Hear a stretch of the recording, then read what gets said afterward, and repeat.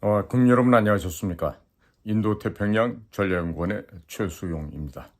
오늘도 저희가 준비한 유튜브 채널을 애청해 주셔서 감사를 드립니다. 오늘 전해드릴 이야기는요. 문재인과 이재명을 대북제재 위반 혐의로 미국 법정에 세우면 한국에서 북한과 중국 스파이들이 사라집니다라는 제목하에 제가 여쭈어드리고자 합니다. 또한 이 편지, 오늘 방송은 미국의 도널드 J. 트럼프 대통령과 또 그 참모들에게도 전달해 주시면 감사하겠습니다. 저는 전직입니다. 대한민국 국가정보원의 요원으로서 주로 북한 문제와 중국 문제를 현장에서 다루었던 비밀 요원이었습니다.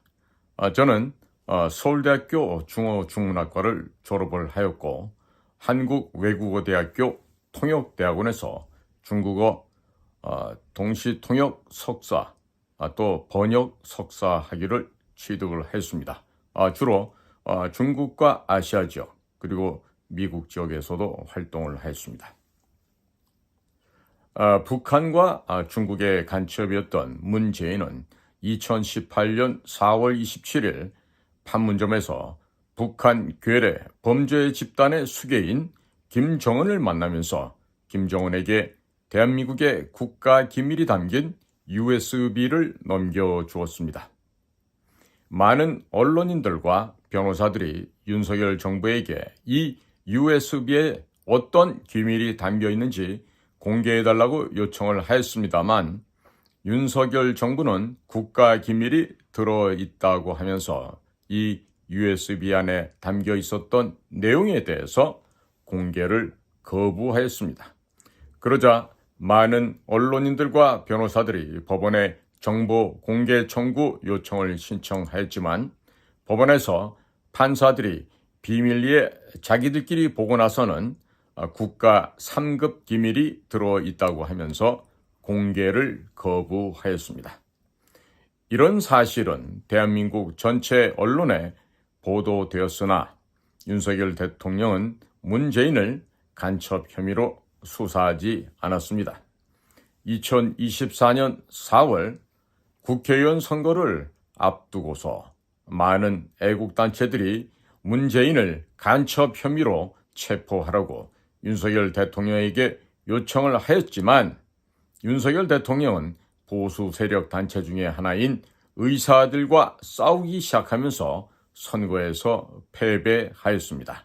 또 윤석열 대통령은 국가 연구 개발 자금을 일괄적으로 30%를 삭감하면서 보수 세력 중에 하나인 과학계가 등을 돌리게 만들었습니다.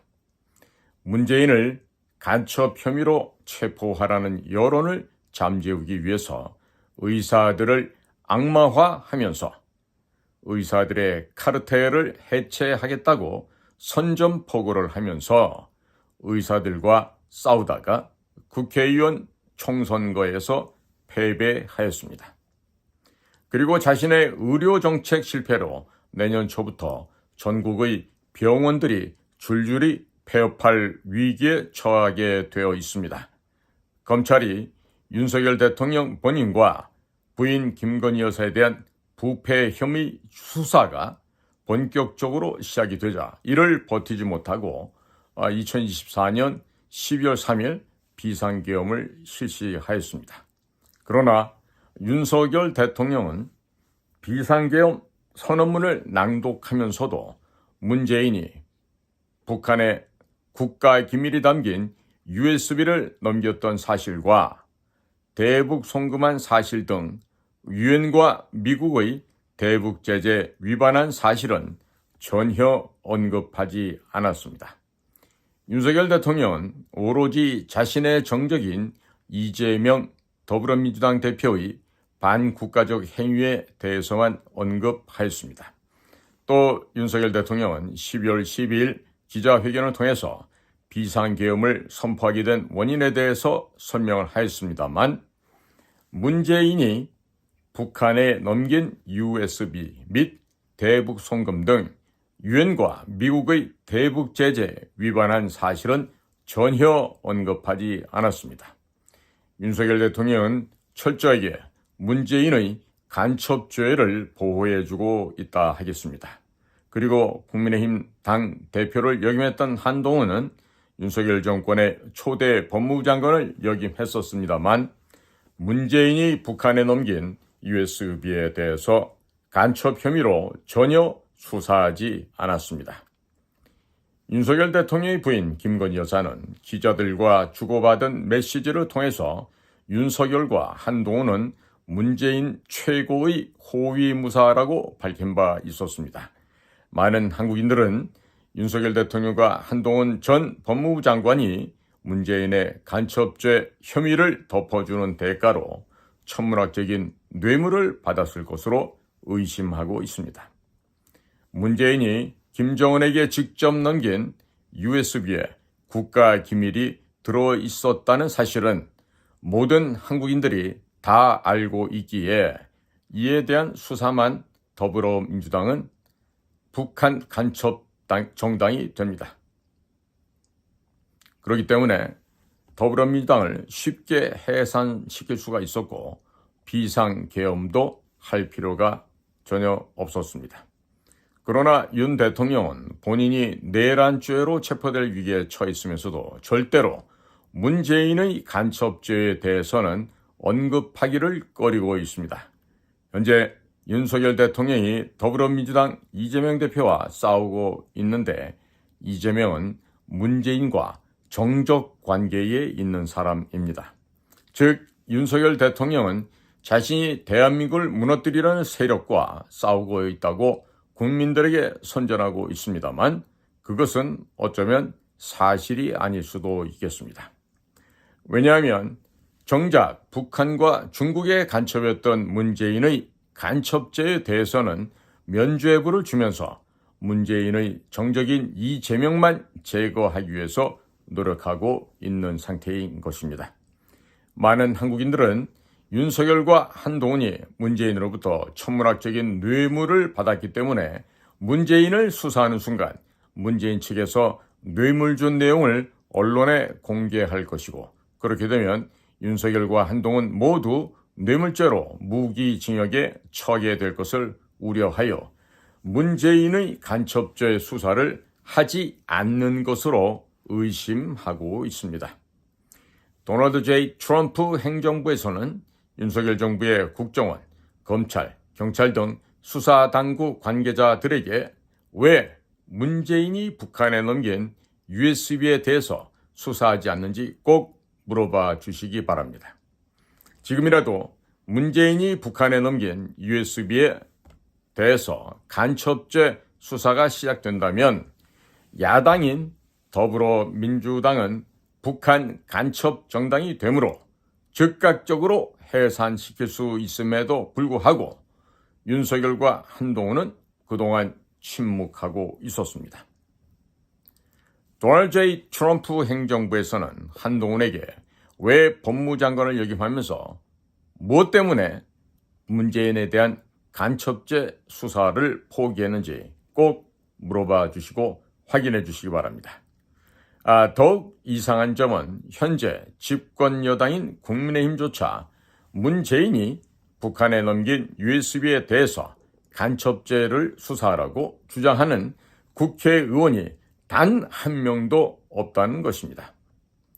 윤석열 대통령은 중국어를 한마디도 할 줄 모르는 김대기 전 대통령 비서실장을 중국 대사로 임명하였습니다. 많은 한국인들은 김대기 전 대통령 비서실장을 통해서 윤석열 대통령이 한국군과 주한미군 관련 군사 기밀 등 모든 국가 기밀을 중국에게 판매하였다라는 의심을 하고 있습니다. 현재 한국에서는 북한 외에는 간첩 혐의가 적용되지 않고 있지만 대한민국의 모든 국가 기밀을 알고 있는 김대기 전 대통령 비서실장을 중국 대사로 임명했다는 사실은 간첩 행위라고 평가됩니다. 그리고 또 윤석열 대통령은 2030년까지 중국산 해상 풍력 발전 장비를 100조 원 미화 900억 달러어치가 됩니다. 이 100조 원어치를 구매하여 한반도의 서해안에 설치하는 것을 추진하였습니다. 현재도 추진 중입니다. 만일 이 사업이 제대로 진행된다면 리베이트만 해도 최소 1조 원 이상, 한 10억 달러 이상이 넘어갑니다. 친중 세력들에게 충분한 정치 자금이 되는 것입니다. 문재인 정권 당시 중국산 태양광 발전 장비가 대한민국 전역에 설치되면서 많은 비리가 발생하였습니다만 윤석열과 한동훈은 지난 2년 동안 전혀 수사하지 않았습니다. 그리고 중국 업체들이 해상 풍력 장비를 설치한다는 핑계를 대고서 해저 탐사를 하며 한반도 서해안의 해저 지도를 만들어서 중국군에게 제공한다면 중국 잠수함의 서해안 침투로를 열어주게 될 것입니다.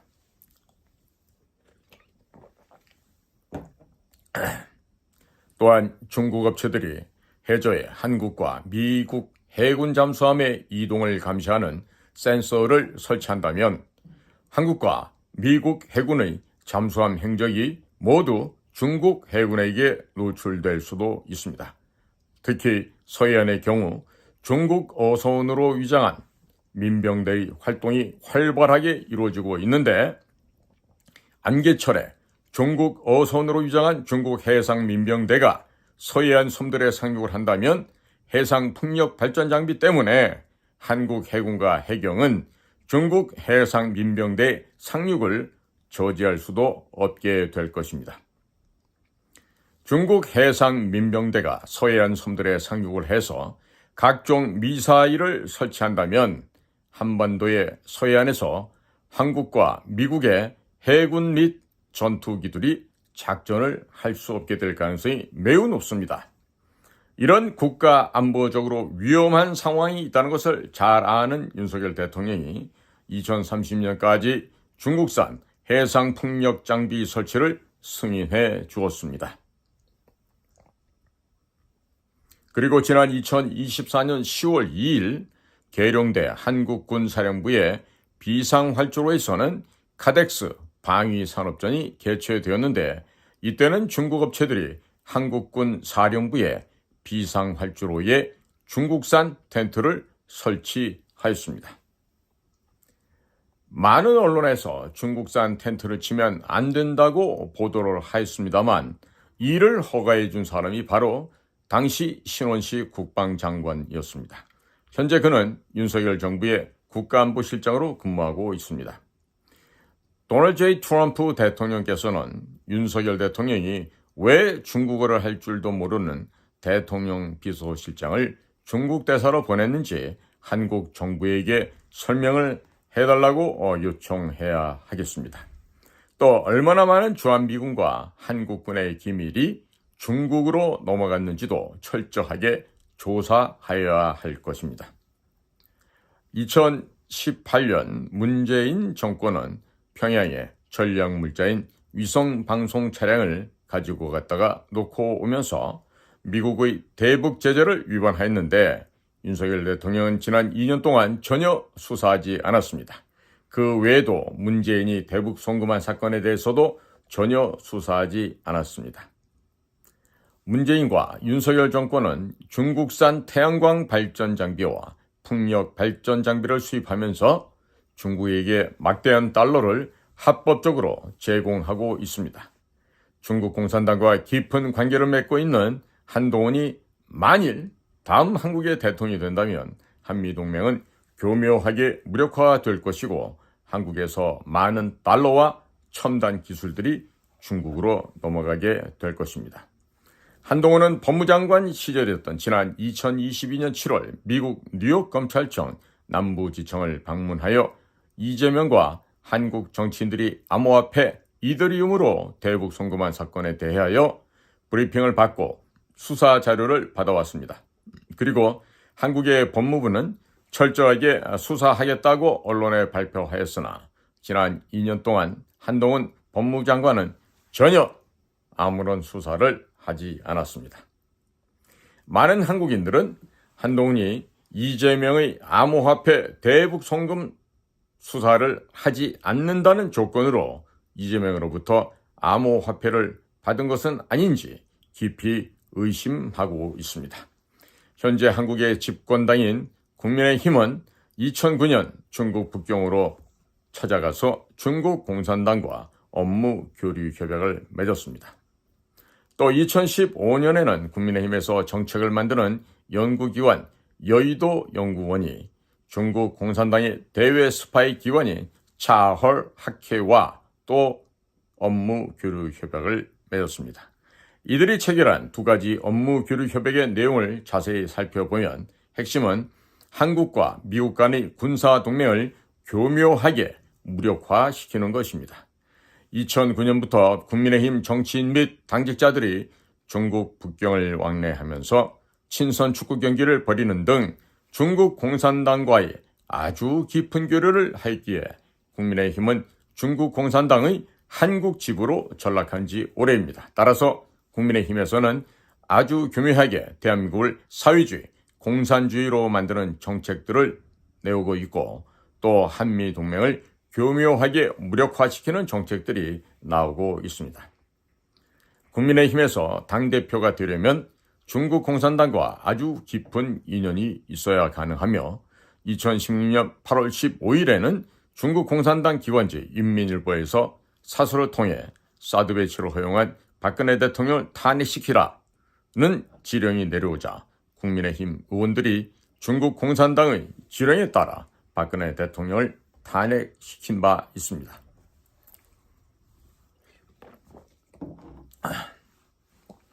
문재인이 당대표로 있었던 더불어민주당의 당명은 김일성 회고록 세기와 더불어에서 가져온 것이며 문재인이 외쳤던 사람 중심이란 용어는 북한 사회주의 헌법 제3장에 나오는 용어입니다. 따라서 더불어민주당은 북한 스파이 정당이었으나 2019년 7월 북경까지 찾아가서 중국 공산당과 업무 교류 협약을 체결하고 중국 공산당의 하부 조직으로 전락하였습니다. 현재 한국에는 중국 공산당의 한국 지부 2개가 존재하고 있으며 서로 돌아가면서 사회주의 법안, 공산주의 법안 및 친중 정책을 쏟아내고 있습니다. 윤석열 대통령은 정권 초기에 윤희근 경찰청장을 임명했는데 그는 한국에서 경찰대학교를 졸업하고 중국으로 건너가 중국 공산당 스파이 양성기관인 중국사회과학원에서 법학 석사를 취득한 인물입니다.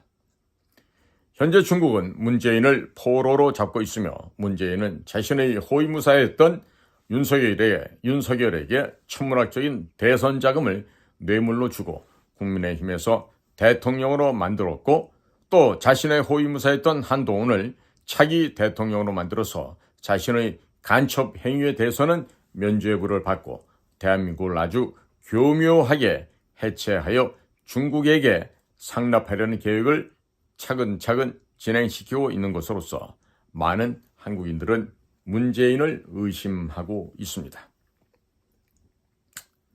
문재인, 윤석열, 한동훈 모두가 다 로마 가톨릭 신자인데 이들이 권력을 잡는 데에는 예수회의 조직이 즉 제주이트가 움직인 것으로 한국인들은 의심을 하고 있습니다.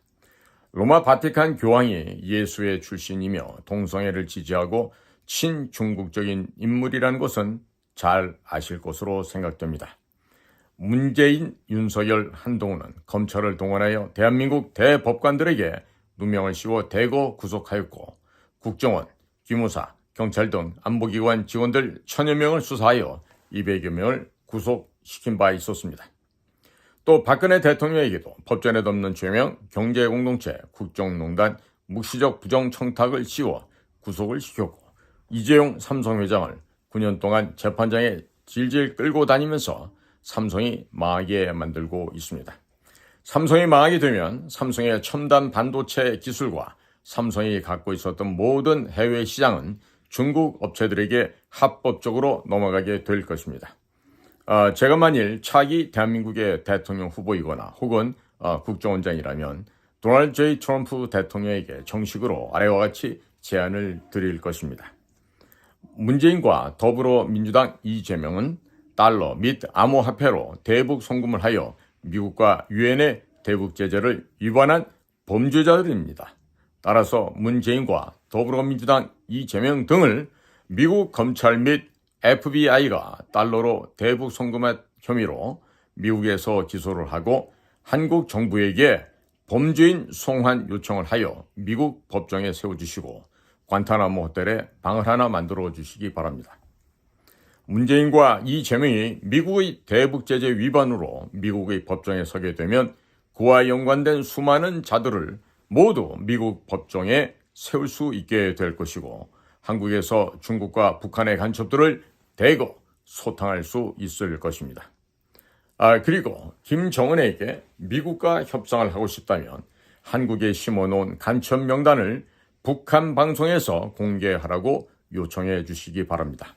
남한에 심어놓은 간첩 명단을 북한 방송에서 공개하지 않으면 평양을 폭격해 가루로 만들어 버린다고 하면 김정은이 자기만 살기 위해서라도 남한 내 간첩 명단을 북한 방송에서 공개할 것입니다. 그리고 2018년 평창 동계올림픽 기념 문화축제를 평양에서 공연한다고 하면서 SBS, KBS, MBC 방송국 위성 방송 차량들이 평양으로 올라갔었습니다. 이러한 위성 방송 중계 차량들과 방송 장비들이 무사히 돌아왔는지 꼭 확인해 주시고 만일 이 방송 중계 차량을 북한에 두고 온 방송국이 있다고 한다면 전략 물자를 북한에 보낸 것과 같은 결과이니 이것은 미국과 유엔의 대북 제재 위반 사항이 됩니다. 때문에 해당 방송국에 대해서 세컨더리 보이콧 제재를 가해 주시길 바랍니다. 현재 한국의 방송국들은 모두 민주노총에 가입이 되어 있고 대부분의 방송국 종사자들이 민노총 회원으로 가입이 되어 있습니다. 이들은 끊임없이 친중, 반미, 친북한적인 방송을 내보내면서 대한민국 국민들의 여론을 왜곡시키고 있습니다. 이런 언론사들과 방송국들은 대한민국에서 없어져도 좋으니 북한에 방송 중계 차량과 방송 장비를 두고 온 방송국들은 모두 폐쇄시켜 주시고 당시 담당자 및 국정원 관계자들에 대해서도 세컨더리 보이콧 제재를 부과해 주시기 바랍니다.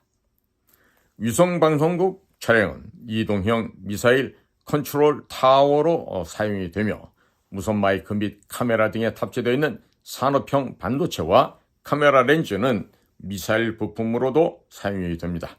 이런 장비들은 전략 물자로 지정이 되어 특별하게 관리되기 때문에 함부로 매매가 불가능하며 고가의 장비이기 때문에 매매가 되었다면 매각 대금이 방송국 통장으로 입금이 되었을 것입니다. 현재 한국에서는 MBC 방송국이 북한의 방송국 차량을 놓고 왔다는 소문이 돌고 있습니다. 이미 미국의 정보당국이 이런 사실을 확인한 것으로 알고 있습니다만 한번 물어보시고 해당 사실이 확인된다면 MBC 방송국에 대해서는 세컨더리 보이콧 제재를 부과하여 주시기 바랍니다. MBC 방송국은 한국에서 가장 친북 및 친중 성향이 강한 방송국이고 이 방송국의 대부분의 임직원들은 북한의 지령을 받는 민주노총 회원들입니다. 민주노총 간부들이 북한 간첩으로 체포되는 일들이 최근에 부쩍 많아졌습니다. 이 MBC 방송국은 북한이 남한 내 심어놓은 방송국이라고 해도 무방할 정도로 친미 정권을 무너뜨리는데 앞장서고 있기 때문입니다. 이 방송국은 미국의 대북제재 위반으로 폐쇄되고 당시 담당자들을 줄줄이 미국의 법정에 세운다면 한국에서 반미, 친중, 친북 여론이 많이 수그러들 것입니다.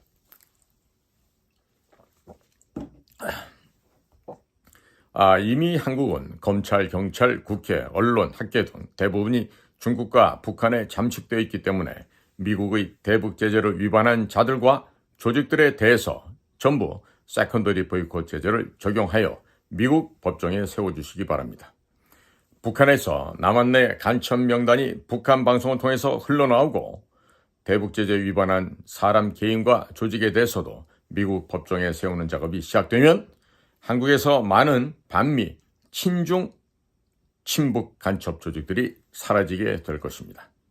특히 이재명과 문재인을 대북제재 위반 및 달러로 대북 송금한 것을 문제 삼아 미국 검찰과 FBI가 기소하고 한국 정부의 대북제재 위반 혐의인 범죄인 송환 요청을 한다면 한국인들이 문재인과 이재명의 실체에 대해서도 깨닫게 될 것입니다. 문재인과 이재명은 한국에서 부정선거 모델을 실험하고 미국 바이든 정부에 수출하여 2020년 미국 대선 결과를 뒤집는 데 커다란 기여를 하였습니다. 문재인, 한동훈, 윤석열은 죄가 없는 박근혜 대통령에게 죄를 뒤집어 씌워서 구속을 시켰는데 이 모델이 그대로 미국 조 바이든 정부에 수출을 하고 미국 검찰이 트럼프 대통령을 공격하도록 만들었던 것입니다. 우선적으로 이재명과 문재인을 대북제재 위반으로 체포하여 미국 법정에 세우면 지난 2020년 부정선거에서 어떤 짓을 했는지 모두 조사할 수 있을 것입니다. 우선적으로 한국 정부와 집권당인 국민의힘 지도부에게 문재인이 김정은에게 넘긴 USB에 대해서 고발하라고 강하게 압력을 넣어주시기 바랍니다.